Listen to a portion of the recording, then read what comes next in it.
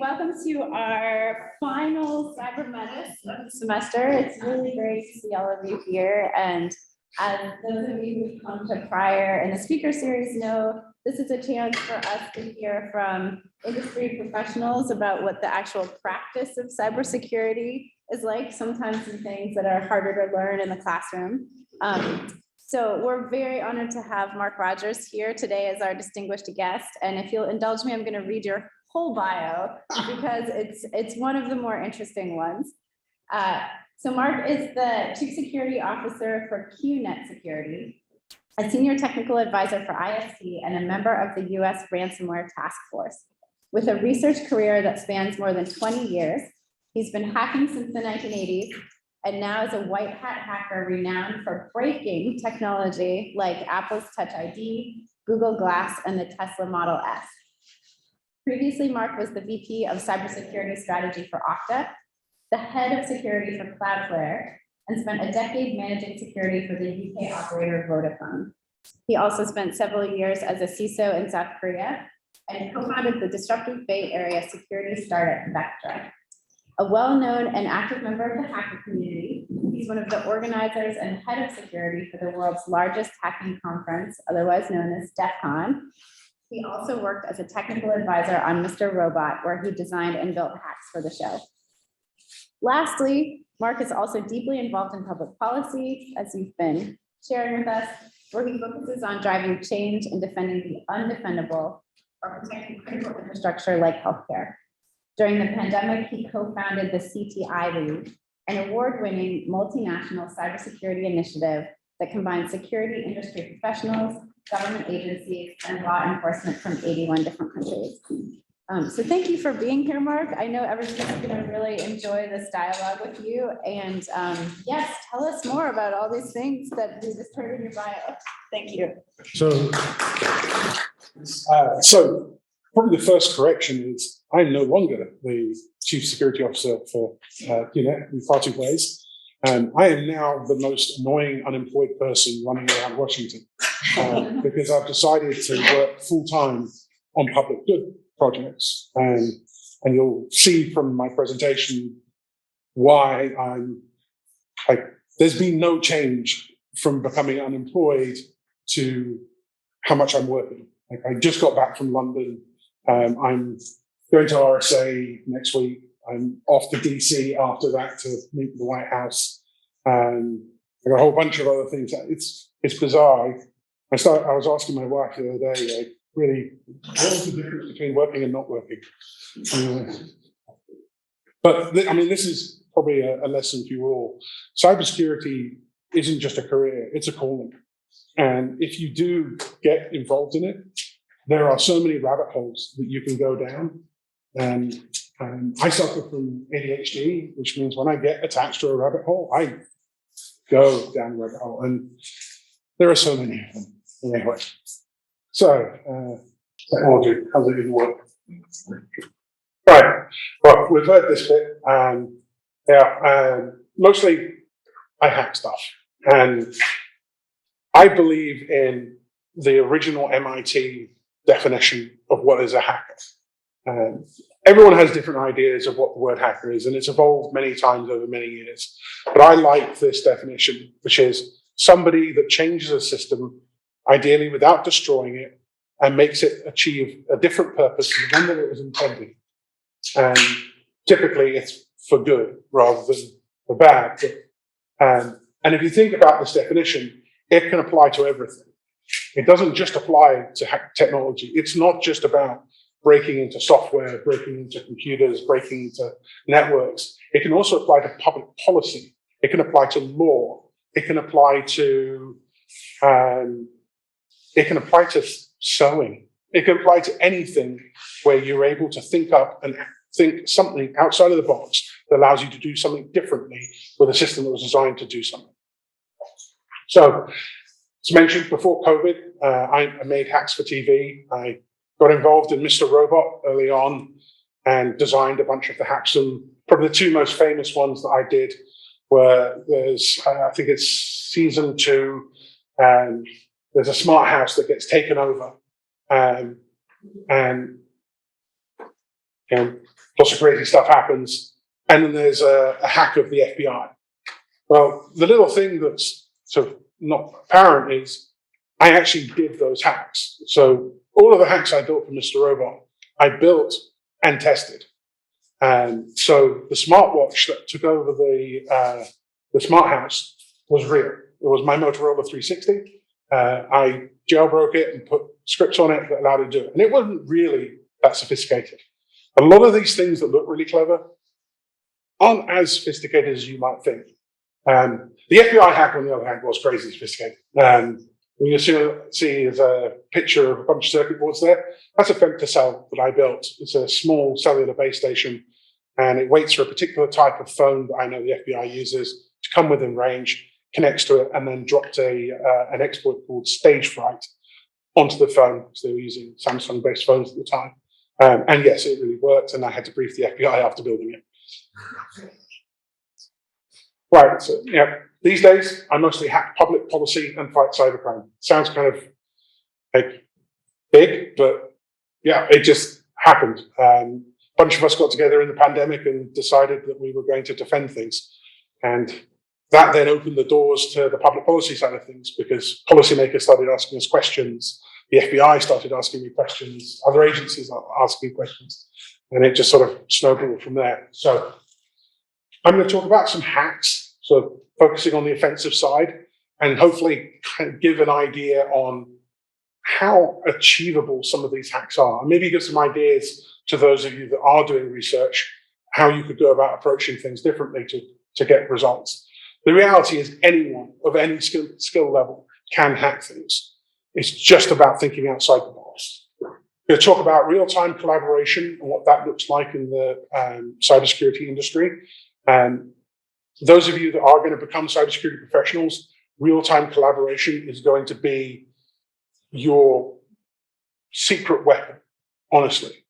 Most of us could not solve the large-scale incidents that we have to deal with if it wasn't for the real-time collaboration we have with our peers in other networks. I'm going to talk about some public good projects that I'm doing, which is why I'm crazy busy, and then give some closing thoughts. So, first of all, hacks. As mentioned before, that I hacked the Touch ID on the iPhone. I hacked Touch ID 24 hours after the first iPhone with Touch ID was released. And sounds like a daunting thing, right? You know what I used to do it? Well, actually, sorry, that's a key point. If it's smart, it's vulnerable. As said by Nico Hippone, really cool guy. And the key is thinking outside the box. So I hacked Touch ID on iPhone 5S, 6, and 6S, and I know the hacks work on the rest, using Elmer's school glue. All I did was I took a photograph of a fingerprint on a glass and a photograph of a fingerprint on the back of a shiny iPhone, and then took that, used it to create a mold, put the glue in it to make a very thin layer, and what you see there is my finger on the phone, unlocking the phone. There's a video of it on YouTube. Simple, right? But simple is often the things that people aren't prepared for. There is realistically no way for Apple to defend against this. They tried all sorts of things. They used different spectrums of light to measure the distance between the finger on the sensor. They tried to do capacitive measurement. They tried to look at the structures beneath the surface of the skin. The reality is the glue, if you make it thin enough with enough detail on it, just looks like another layer of skin. So it works. And it works on any finger biometric system. There is no finger-based biometric system in the world that is completely secure. And this is where kind of one of the main thoughts as a cybersecurity professional comes in. What is your threat model? Because the reality is someone nicking your phone on the street isn't going to be able to do this. But on the other hand, if your threat model is nation states or insiders, then this is a very realistic problem to worry about. And it may be better to consider other things. This is why I say in my cybersecurity practice, biometrics are a really good tool for ease of use. They help prove possession of something, but you should back them up with additional factors and additional context to do the security side of it. And so hacking the Tesla Model S. Oh, I did several things to hack it, but probably the most amusing one is we took the car apart.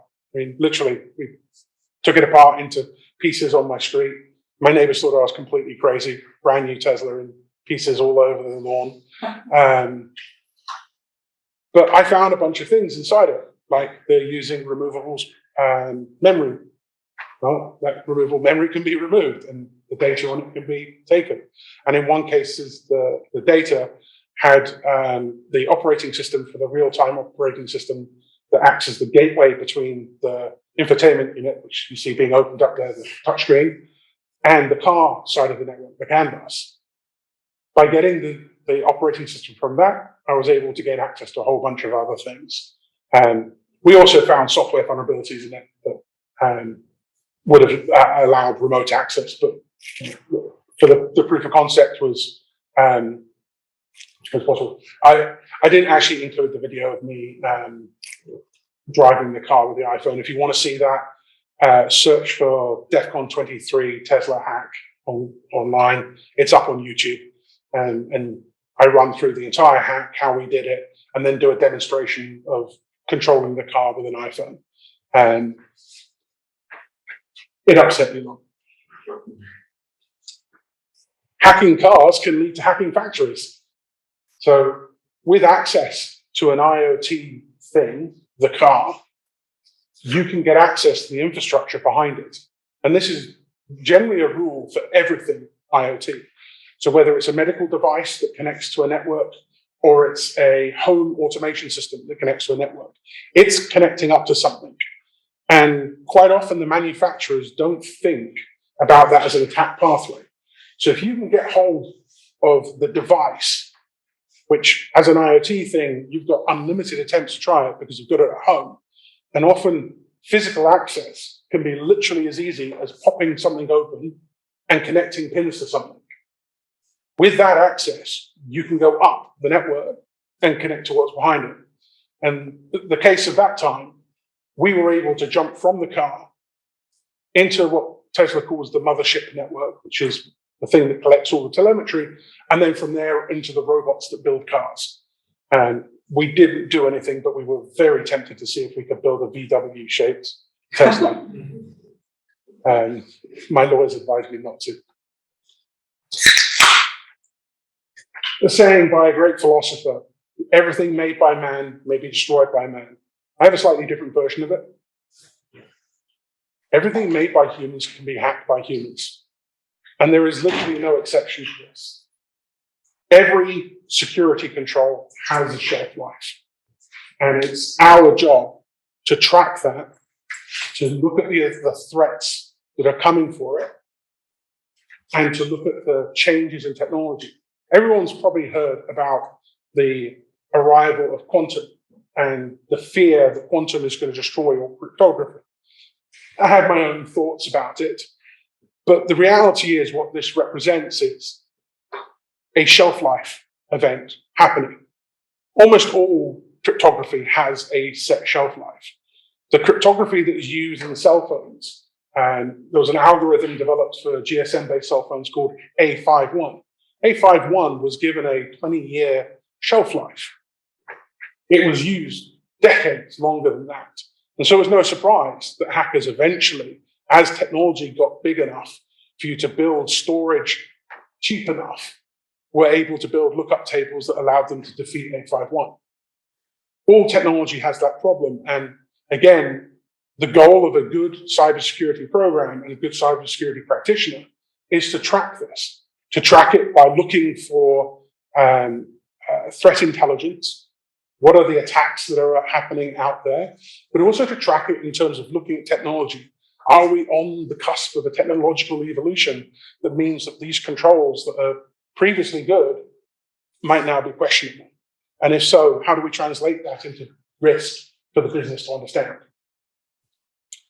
Real-time collaboration. This is probably one of the most important parts. The internet is a really dangerous place. There have been more massive internet scale attacks in the last few years than in the last 10 years. How many of you have heard of the C3X telephony software incident that's going on at the moment? Okay, so the fact that not all of you know about this shows what massive incident fatigue is doing to these things. How many of you heard of SolarWinds? So I would argue in many ways, C3X is potentially worse than SolarWinds, but none of you have heard of it, or very few of you have heard of it. And what happened in C3X is that suspected the North Koreans, I haven't seen complete convincing attribution on it, but there is some good attribution, put a fake version of the FFmpeg library into the software that this company uses. And that software meant that anyone who then downloaded the update to their product was essentially backdoored. And the North Koreans used this, or whoever did this, used this to attack. And they were way more successful than I think they intended to be. And we still don't really know the full scope of this particular incident. But this kind of supply chain, massive scale attack is becoming commonplace. And I think it's going to continue that way because whatever is successful gets repeated and gets escalated, and the bad guys get better at doing it. So we call ourselves threat hunters, those of us who go after these bad guys trying to work out what's going on. And we do this in real-time collaborative environments known as trust groups. Trust groups are going to be really important to any of you working in cybersecurity because a trust group allows you to have a force multiplier. Trust groups come in all sorts of shapes and forms. So I'm in, I don't know, a dozen trust groups. Some of them run by the government, most of them run by the private sector. Because the government doesn't really understand trust groups because the government. What a trust group is a bunch of like-minded people from different organizations who get together because they trust each other. And the currency of operating in there is trust. So because I've known someone for a few years, I will tell people to trust them and allow that person in. And that kind of chain of trust means that we build groups typically no larger than a few hundred people because trust gets hard to manage when it gets really big. But the power of these trust groups is immense. So trust groups link to other trust groups.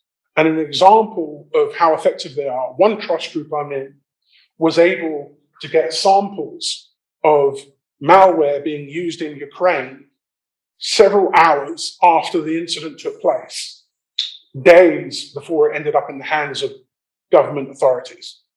And that's because researchers in one trust group talked to researchers in another trust group who talked to researchers they knew and pulled it down. So this is interesting. So under what conditions would you have disclosed it to the government? So ostensibly, if it was in your trust group, it could have immediately been inside the government's hands, but it wasn't. So what drives that decision to disclose versus not? So it's not really a decision to disclose. The government actually does play in that particular trust group pretty well. And so that part of the government did get hold of things pretty quickly. But often the government has a difficulty in understanding the difference between data that they collect in-house versus data that's collected by the private sector. Yeah. I've had law enforcement agents describe the intelligence that we gather as OSINT, open source intelligence, when the fact is the private sector is now easily as sophisticated as any of the intelligence agencies. And we have a collection surface that is far greater than any intelligence agency ever could, because there are more private sector security teams out there than there ever will be people working in the intelligence sectors. And so as a collection surface, we're almost infinite. And we are driven by a need to solve problems within our organizations and a need to solve problems within our societies, which allows us to collaborate and collaborate fast. When I talk about the CTI League, you'll see what the power of that is.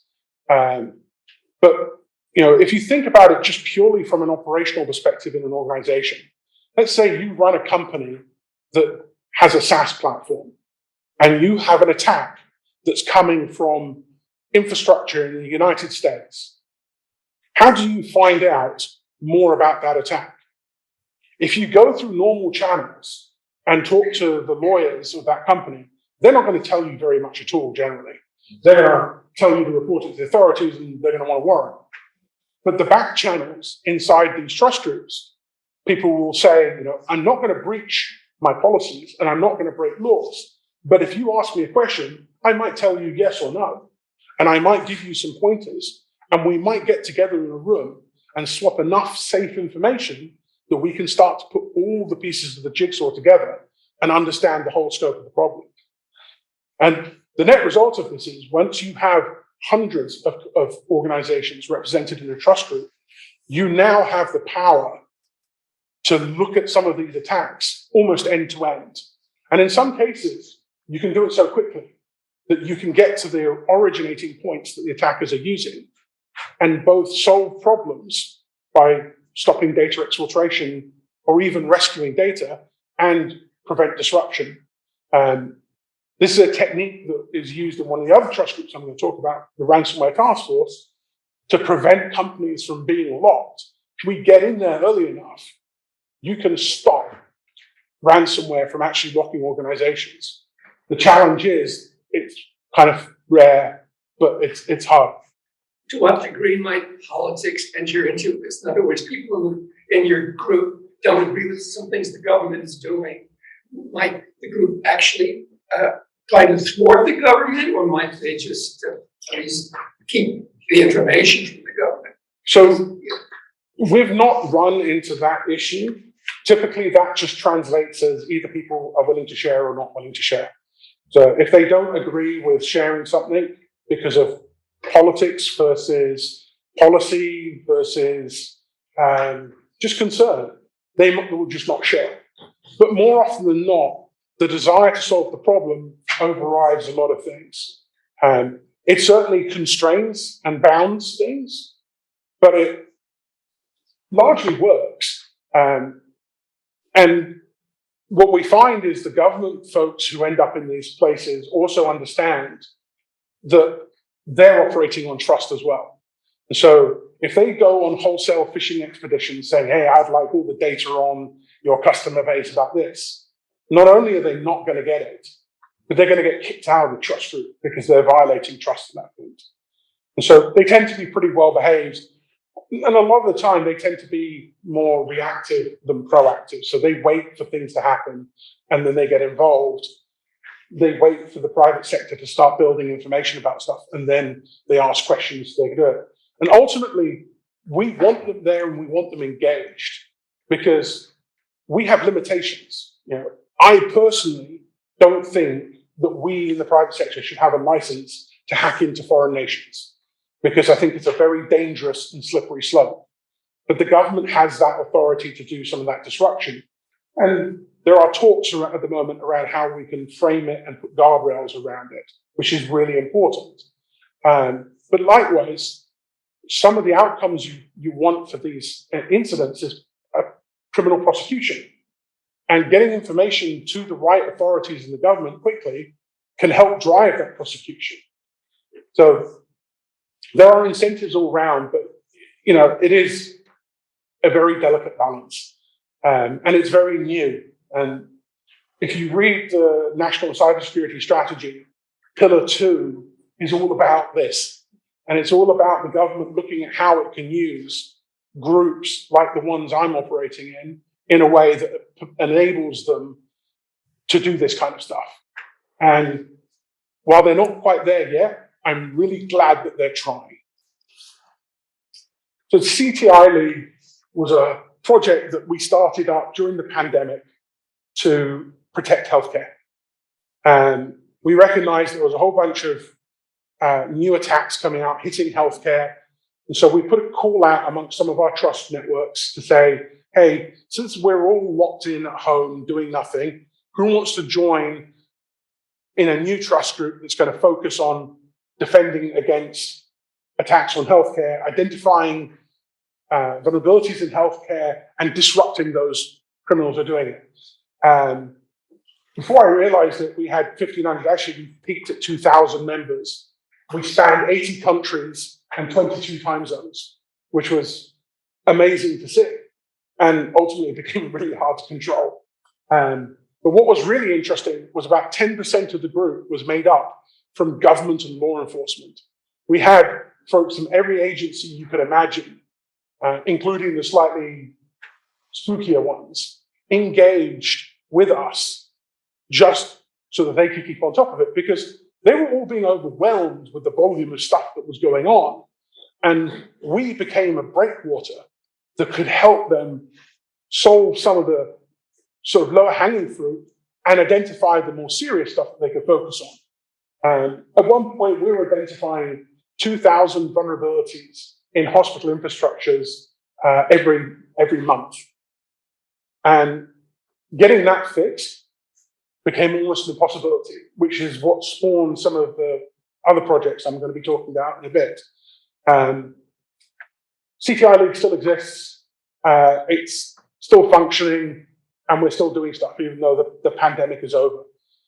It's an example of how a trust group can form and then continue. And a lot of trust groups do form like this, focused on a specific problem. There are trust groups focused on defeating romance scams. And there are trust groups focused on BEC fraud. There are trust groups that are focused on, there's trust groups focused on ransomware, as I'm going to talk about now. They typically do focus around topics, but there are also ones that are very general, and I'm in those as well. I would highly recommend trying to work your way into trust groups. And it's not like you can just go up and join some of these. You have to get to know people and do stuff with people. But the way to start is to join some of the other groups, things like local cybersecurity groups, things like professional societies, things like DEF CON groups, and work with people in those groups. And those become the gateways to get you into other trust groups. Because once someone trusts you, they will give you access to other things. And that's how the network of trust works. The most important point is trust is very, very hard to build, but very easy to lose. And once you lose it, it can be very career limiting. I've seen people who did stupid things like we follow the TLP traffic light process into traffic light protocol for information distribution. So something that's TLP green or TLP white is public disseminated. Something that's TLP amber can be disseminated within your own organization. TLP amber strict only within your organization and not out. And TLP red is it's only for you. It's not to be shared to anyone else. Violation of TLP is one of the most common ways that people get kicked out.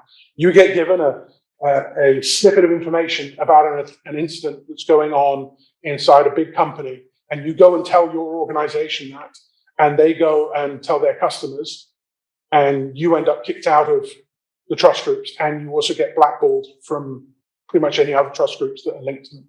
So do be very careful about this kind of lower trust. But it's that ability to share things that are only going to go so far that makes these trust groups thrive. And the fact that they operate in real time is what makes them so powerful. The ransomware task force stood up to do exactly what it sounds like.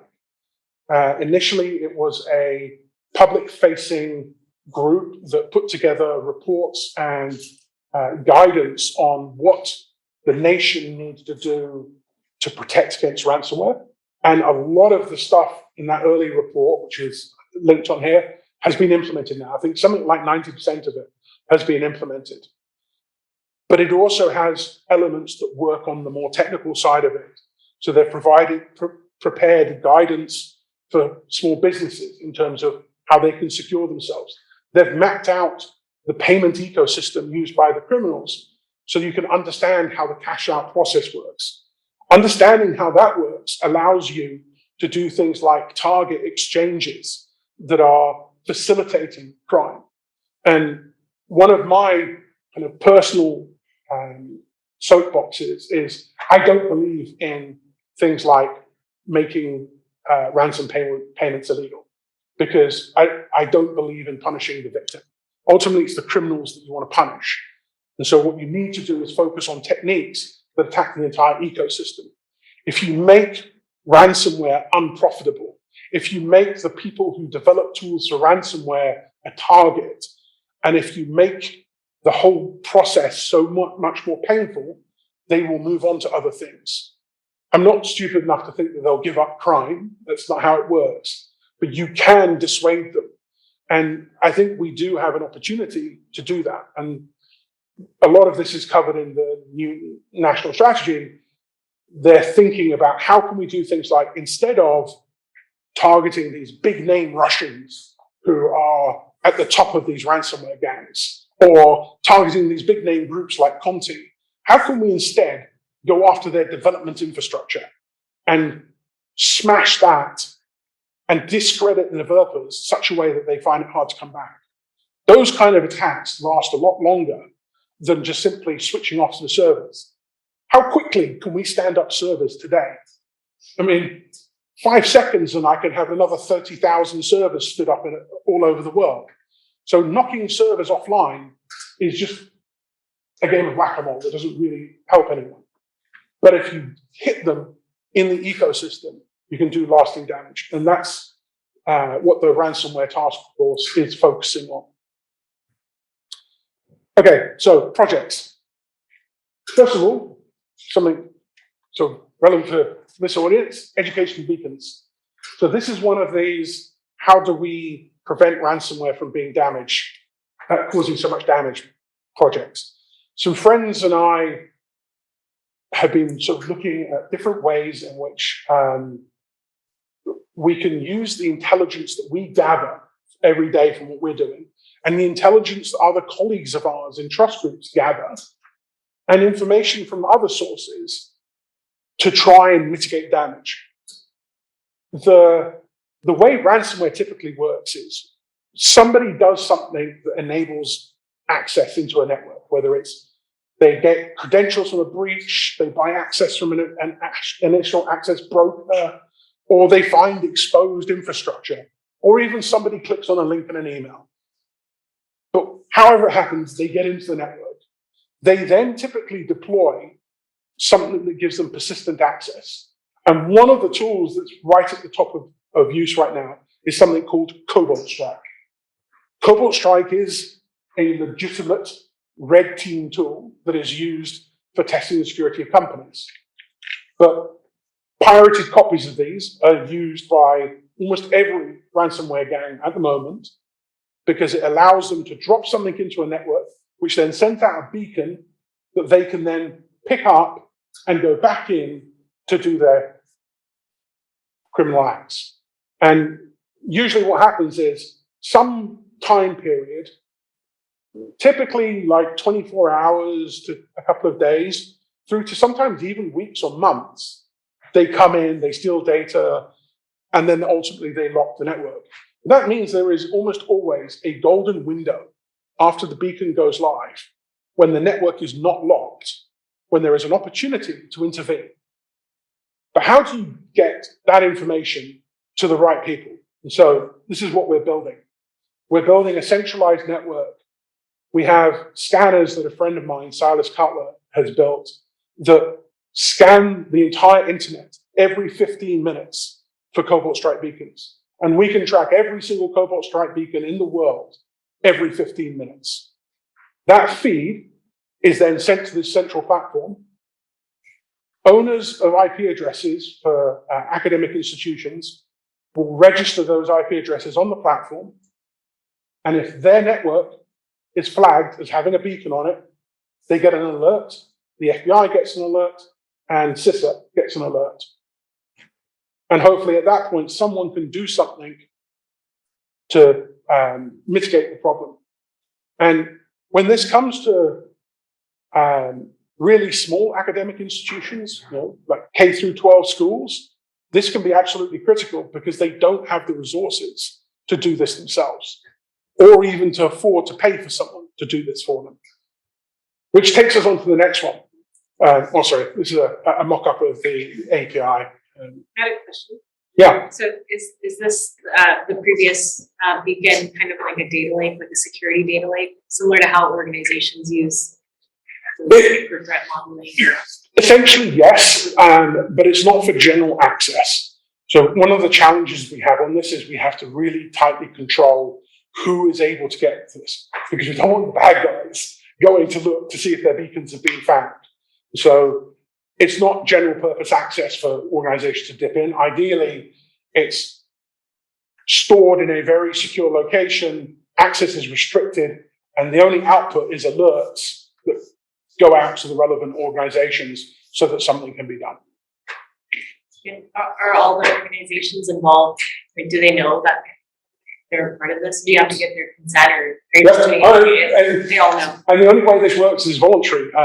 I had a long chat with the federal government about this, and they were sort of like, we can't force educational institutions to volunteer for this, and we have reporting and recording rules if we collect IP address information. But if we simply turn this into a purely voluntary exercise, stand up an API and stand up a web page, and then go to each institution and say, hey, join us, maybe even get the federal government to send out a broadcast message saying, hey, this is here. It's entirely up to you if you join it. At that point, almost all those rules get eroded. This is an example of a hack. This is hacking government policy. Government can't do it, but we can do it for them if we volunteer. Government also can't tell us to do it, because that's called tasking. But again, if we do this ourselves, they can use it. And so a lot of projects are sort of coming up this way. We're thinking of gaps. We're trying to plug those gaps. And if they work, they come in and they join us. So the next bit that Since you're so public about all this, couldn't the hackers, quickly find out and change their beacon so you wouldn't recognize it? Well, they already know this. There's no difference in the status quo. They know that beacons can be found. The FBI at the moment is sending cease and desists out as a countermeasure to beacons. It's public knowledge. Even the company that makes Cobalt Strike knows they can be tracked. And unfortunately, they're looking at future versions of Cobalt Strike that are going to be less trackable. But that's where being a hacker comes in. They make it undetectable. We'll find a way to make it detectable again. And we'll just keep on doing that. And the other feeds of information that we can use for this come from other areas. And I'm going to talk about one next. Security is a constant moving target. Right? Everything you do, somebody will eventually try to undo, whether it's a good guy or a bad guy. And so we just keep on working to keep on evolving. Just don't expect it to stand still. And as long as you keep moving, it's all good. This is why intelligence-driven security is the security model that really works. The old compliance-driven security models where you followed a set of rules that are laid out by an ISO standard, they're helpful for guidelines, but they're not a guidebook on how to build things, because they're static and they're stale almost as soon as they're published. Think of them as the minimum baseline, but look towards context and intelligence as how you're going to drive things forward. So the next piece is called Threat Check. And Threat Check was because I got really annoyed after every major ransomware incident that's affected small organizations led to somebody tapping guidance from either NIST or from CISA or from some organization saying, if you follow these standards, you'll be safe. Now, how many dental offices do you know that regularly check into NIST standards? How many vets? How many supermarkets? Like, the vast majority of US infrastructure doesn't have the security, maturity, or resources to use the guidance that's being put out to help them. So somebody has to help them with it. And some of my idea was influenced by the work that CLTC has been doing with its clinics. We can use resources to solve these problems. Except here, what I thought is we can use automation to solve this problem. The vast majority of detection and response is automated now. There are some fantastic tools out there for both detecting things using signatures and detecting things using artificial intelligence parsing of data to look for outliers. In fact, the company I founded roughly a decade or so ago, Vectra, was one of the first network detection companies that uses ML-based models to identify threats in networks based on looking for outliers in terms of what's normal and what's not normal. And so I know this can be done. I've done it. Now the question is, have we reached a point where it's accessible enough to do it for everyone else? And I believe the answer is yes, because there are now enough open source tools and simple hardware is cheap enough that for about $50, I can build a box that has 2.5 gig interfaces, has an open source software stack, and has open source detection tools on it. So that's $50 to build a box that you can put into a network that will detect threats on the network and which can receive data from any endpoint in that network, like logs on Windows, etc., and parse them looking for threat events. Totally doable, right? So why haven't we done it? So I'm going to try and do it. We're putting together a bunch of boxes.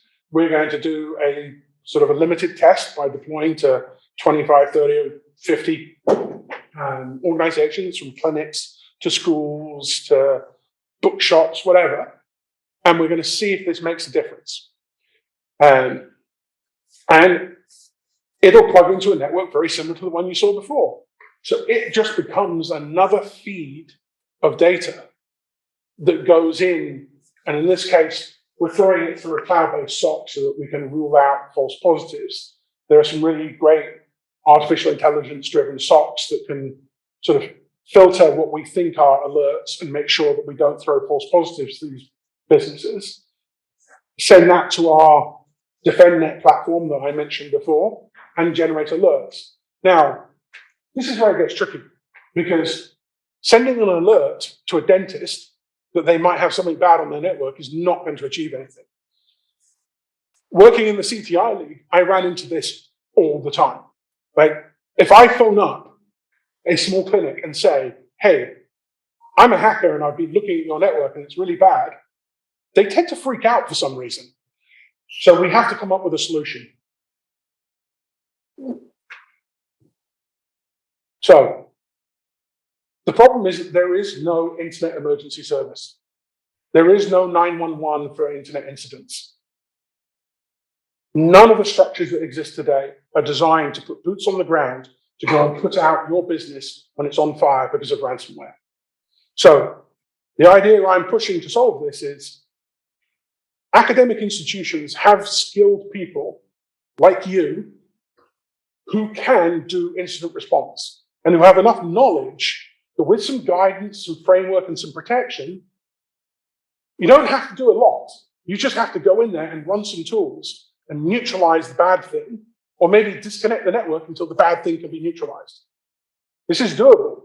And if we do it state by state, every single academic institution can stand up a pool of resources that can be used to do this. And out of it, hopefully, we can come up with a way for you guys to get academic credits, and we can come up with a way for you guys to get things that go onto your resumes to show that you have done real-time incident triage. which, by the way, as someone who's been a cybersecurity hirer as a CISO, that's a gold star on a resume for me. Someone who has dealt with something in a crisis is someone who is battle hardened, and that's someone I want to hire. It's going to need support from the private sector because we have the tools, we have the intelligence and guidance, and it's going to need coverage from the government to provide protection to people in it. But this is something I want everyone here to think about, and it's something I'm going to be talking about in other venues and trying to push and hopefully stand up some prototypes. So, takeaways, cybersecurity is a team sport. The more you can get connected to other people, the better you're going to do both in your career and the faster you're going to learn. Go to conferences. I don't have a formal degree. I learned everything from networking with people and from doing stuff. If I can do that, you guys have already got a leg up. So please jump in and feel free to reach out to me because that's how the community works. We connect people. Like I volunteer to mentor in groups like, for example, the Diana Initiative, which helps get more women into cybersecurity. I help mentor to get more women speaking at conferences because we need more diversity in our conferences. But that opportunity I offer to everyone. Like, there's a ton of folks like me out there who will support you in getting talks out there. And by talking on this stuff, you become known for this stuff and you harden your knowledge in this stuff. And you never know, you might even enjoy it. We have more opportunity now to shape and influence than we've ever had before. This is a picture of this year's event of Hackers on the Hill. It's an event that Sarah Powers is one of the leaders from, and it's an event that brings hackers into the Capitol and connects us with staffers and aides and allows us to do things like I sat down and talked with the Senate Intelligence Committee about why they drafted the mandatory incident reporting bill and gave them feedback on it. These kinds of opportunities give us a chance to shape things. And whereas before these organizations and these people had only ever had feedback from big companies, now they can hear from people who really know cybersecurity, who are impacted by the changes that are made in policy and who can give suggestions of different ways that they can do policy. Hackers on the Hill, highly recommend it. It's in January every year, so this January coming up. It's tied into the conference ShmooCon, which is a great conference in DC that I also recommend. If you can go, go. And lastly, everything made by humans can be hacked by humans. Remember that no matter what you do in your career in cybersecurity, there is no such thing as perfect security. There is no silver bullet. Thank you. We have time for perhaps one question to one in the room.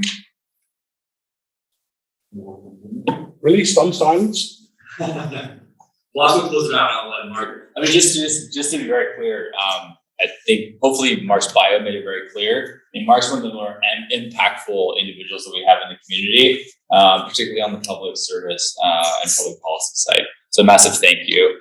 Just by way of announcements, speaking of building a network, next week, RSA conference, it's right there.